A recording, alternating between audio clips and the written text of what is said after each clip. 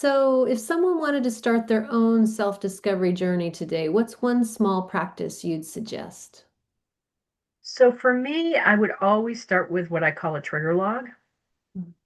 So a trigger is when you kind of have a surge of negative emotion, uh, could just be numbing out, but you sort of launch into your standard meltdown behavior pattern, whatever that is.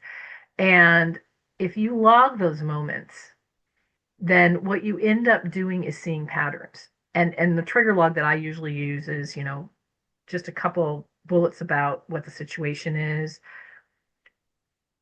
what the trigger was, what was the emotion you felt, how strong was it, what were the first thoughts that went through your head, the reactive ones, the ones that seem really childish. So you'll have a childish thought and then you'll have a rational thought. Forget the rational thought. I want to hear the childish thought.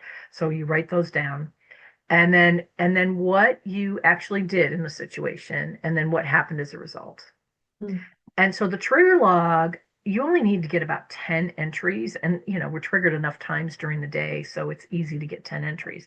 You only need about 10 entries to start seeing patterns.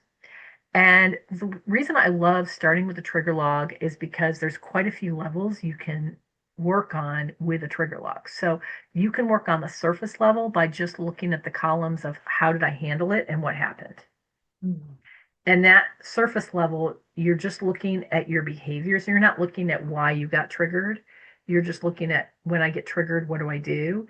And when do I get a good result? When do I get a bad result? And so I've seen people just use those two columns and start making shifts in their effectiveness. And so those are the surface level changes you can kind of make right away. But then what's great about the trigger log is that those immediate thoughts that go through your mind and your kind of go-to emotion, they're going to map right to your survival belief system. Mm. So you have a direction and you have a map to where the work is for you. And so you can always start with a trigger log anytime during your personal growth journey to recalibrate and identify where does the next work for me.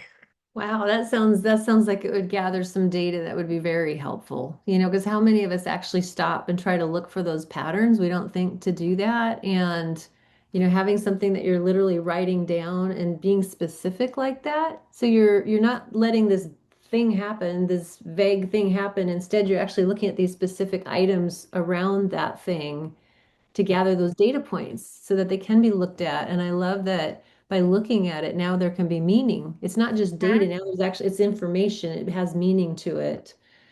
So thank you for sharing that.